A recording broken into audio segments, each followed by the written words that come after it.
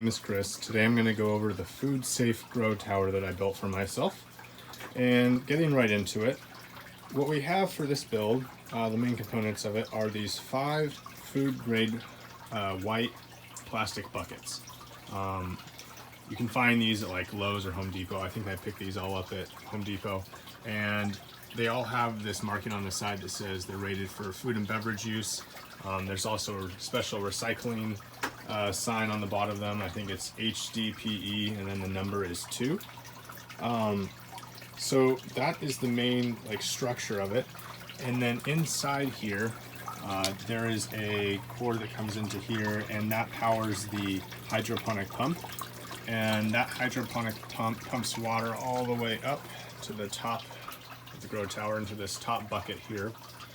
And then the top of the bucket, there is a sprinkler head. Let's see if I can show you here. There's a sprinkler head that sprays the water out 360 degrees, and all that water trickles down through the holes that I drilled in the bottom of the bucket. And I keep the top of it covered, but that water trickles down and goes through all the buckets, and I have the top of the buckets cut out with the exception of little side pieces here. There's about 4 or 5 on each side, just so that the bucket, has a place to rest on, but also enough space for water to trickle down. So the water trickles down, recycles, comes back up, the process continues, and all of the plants get pretty much an equal amount of water distributed to the roots. And in terms of the medium that the plants are held in, they are held in these net cups, these plastic net cups that are also food safe. And inside the net cups I have the seedlings that I put in here. They were started in rockwool. I have a little piece right here, but they're started in the rockwool, which is just molten rock that's spun into really thin fibers and allows for really easy seed starting, and you don't really have to worry about mold or anything because it's an inert material, so there shouldn't be any bacteria that grows in there, which is really nice. So we have the net cups, we have the rock wool, and then covering that we have these plastic neoprene lids. These are also food safe, they're just rubber, and they're very soft, so they're not harming the plant stems in any way, but they're preventing water from spilling out, which was a huge issue with this build, is water kept spilling out of the sides and the front. So I had to figure out a way to prevent that, because I wasn't using PVC or anything, which I'll get to later, so that the plants aren't at an angle, they're just straight in there, and so I needed a way to keep the water from just splashing out. So those work nicely.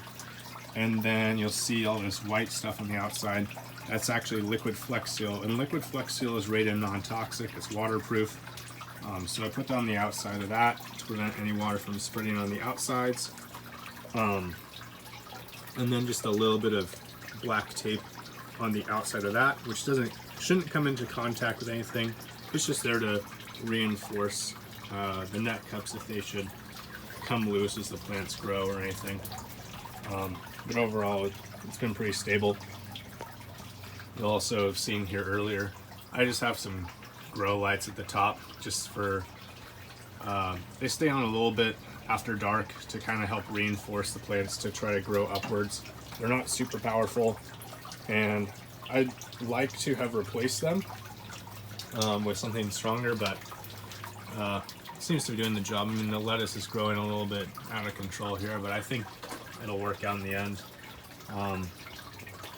And the plants wrap all the way around. It's kind of a mess in the greenhouse, and so I've got it stuck up against the wall here.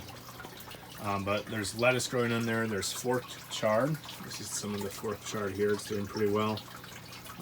These are actually 2 habanero peppers. I don't know if I'm gonna be able to grow them the full harvest, just because peppers, they need a lot of strength and resilience to be able to hold their fruits, but you never know, we'll see. Some other mixed greens here, gourmet greens, There's also some bell peppers mixed in there just for fun. And there's also quite a few broccoli. Got some baby broccoli or broccolini here. Here's an example. Another one. Quite a few of those. I just really enjoy the taste of baby broccoli compared to regular broccoli.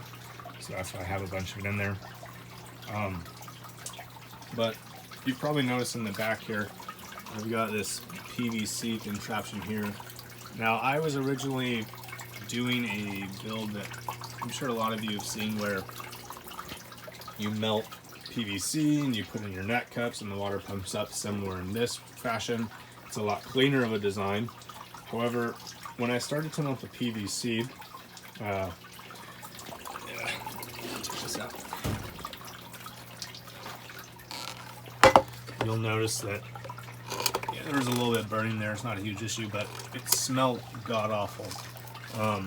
So I was like, I don't know if this is something that is safe. I wanted to do a little more research on it before I put anything in there.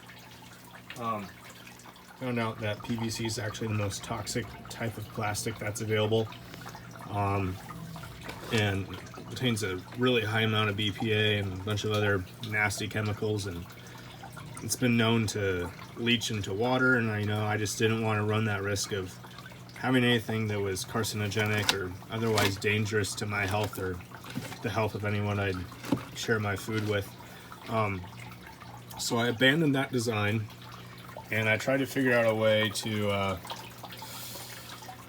come up with a design that was similar but was food safe. That was the main goal of it, was just to make sure that it was completely non-toxic and didn't have to worry about any sort of chemical leaching.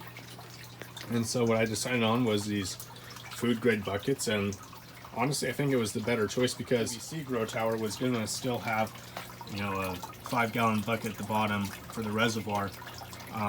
However, it would only be able to hold like maybe 25 plants. However, now that I have 5 buckets here, only 3 of them grow plants currently, I can grow up to 54 plants if I want to. So for the same amount of square footage, 1 square foot of space, I'm getting almost double the amount of plants that I would had I used the toxic PVC version. And just to address the ugly foil on the bottom, this foil is just because I didn't have enough net cups, and I didn't really have a good way of preventing water from leaching out, because I also didn't have enough neoprene lids. So I just covered those with foil, which is safe because you use it for food every day. So that's there for now, but eventually I'll buy some more net cups and neoprene lids and put some more plants in there, maybe some larger fruiting type, so that I can grow them out in the bottom. See how that goes, but that's why there's some ugly tinfoil there.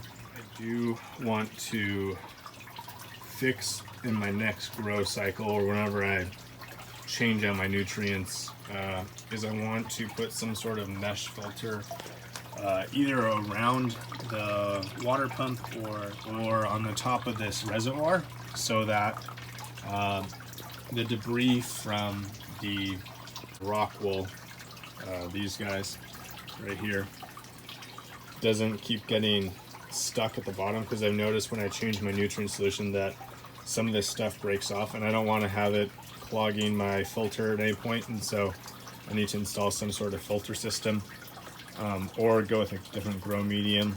But it's just so easy to use rockwool that I'd rather just try to figure out a filtering system rather than change up the grow medium in the future. But yeah, I think that just about covers it. And again, the main reason I went with this design was because I wanted to avoid using any sort of PVC or just generally unsafe plastic. It's not rated for food use, and so this is what I came up with, and so far it's worked out pretty well. These guys have been in here for a few weeks. I'd have to see the different dates for them, but they haven't been here for that long. I started them indoors under some grow lights, and they're all at different stages because I staggered when I put these guys in here, because I didn't want to have them all die at once in case the grow tower didn't work out, so I staggered it to ensure that at least some of my plants would survive, and if the grow tower design wasn't successful, I could go back and revise it and still have those other seedlings safe inside for me to use at a later date. But yeah, I think that just about does it with my design. I hope you guys like it and found it informative. I'll probably do another YouTube video with the final progress of this harvest and show you how all of these turned out, let you know the success of it. But yeah, let me know if you have any questions or comments in the comment section down below, and please feel free to like and subscribe, and thank you guys very much. Hope you have a great day. Bye.